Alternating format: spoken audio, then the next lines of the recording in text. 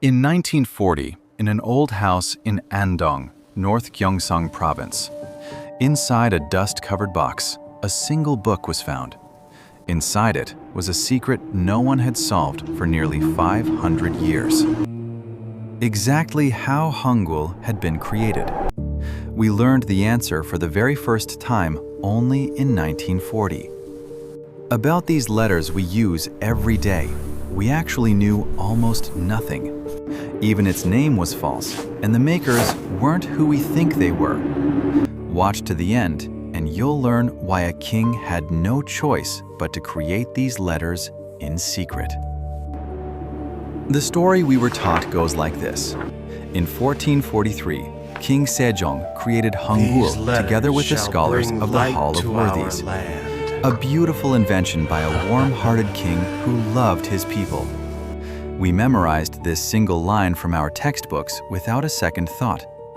But hidden inside that one short sentence are three things that are simply wrong. First, those letters were never called Hangul. When Sejong made them, the name was Hunmin Chongum. It meant the correct sounds to teach the people. The name Hangul did not appear until about 470 years later. In the 1910s, the linguist Choe Malli and his students coined the new name. It carried the meaning, the greatest script, the one and only great writing. In other words, Sejong never once called his own letters Hangul. But the second fact is even more surprising. The story that the scholars of the Hall of Worthies made it together with him. Recent scholarship leans toward the opposite conclusion. The Annals of King Sejong stated clearly, the king personally created 28 letters of the vernacular script. Personally, with his own hand, Sejong alone. In the entire vast annals, this is the only place that nails down Sejong as having personally created something. So then, what did the Hall of Worthies scholars actually do? They didn't make the letters. They wrote the book that explained the already finished letters. That book is precisely the Hunmin Chongum Haerye, found in Andong in 1940. And third, this is the strangest part of all. For such a monumental invention, there are almost no records. Chosun was a nation that recorded even the sound of a king's cough. Yet the process of creating Hangul is almost entirely blank in the annals. One day, the letters simply appear in the world, already complete. Scholars interpret this silence this way. Sejong made these letters quietly, almost alone, in secret. Why did it have to be a secret? In that era, for Chosun's elite, writing itself was power. Only the few who could read and write difficult Chinese characters monopolized knowledge and office. A simple script that anyone could master in a matter of days. That threatened to shake the entire ladder of power the aristocracy held. Sejong knew that if he had begun openly, it would have been blocked before it ever started. And his prediction proved exactly right. In 1444, the moment the letters were revealed, fierce opposition erupted. Choe Malli, a leading scholar of the Hall of Worthies, submitted a memorial against it. His sharp accusation?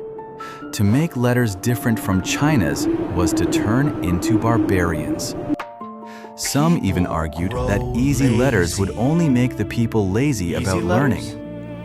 What's telling is that even Choe Malli knew exactly who had made the letters. The target of his arrow was not the Hall of Worthies, but the king himself. Now, let's return to that book from 1940. Before the Haerye was found, no one knew where the shapes of Hangul came from. Theories swirled that it copied old seal script, window lattices, even Mongolian letters. But the book found in 1940 demolished every one of those guesses in an instant. The truth was more scientific than any of them. The consonants were modeled on the very shape of the mouth and tongue that make each sound. K is the tongue root blocking the throat. N is the tongue tip touching the palate. In all of human history, Hangul is the only script modeled directly on the organs of speech. The vowels held heaven, earth, and human, the principle of Chungji-in.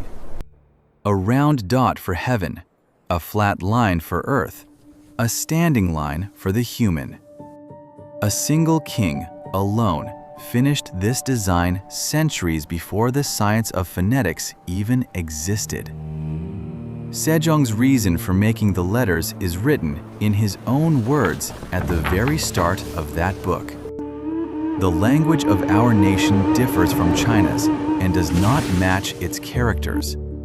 So among the people, many who have something to say cannot, in the end, express it. I take pity on this, and so I newly create 28 letters.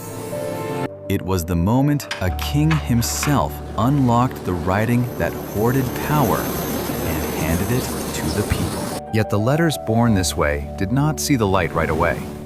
For a long time, the aristocracy looked down on it, calling it Eonmun, the low script.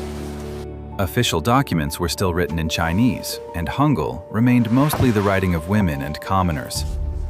It took several more centuries for the seed Sejong planted to truly bloom. And what carried it through all those long years was that one book from 1940. The man who found it bought the book for the price of 10 tile-roofed houses. During the Korean War, he is said to have carried this one book in flight, sleeping on it as his pillow.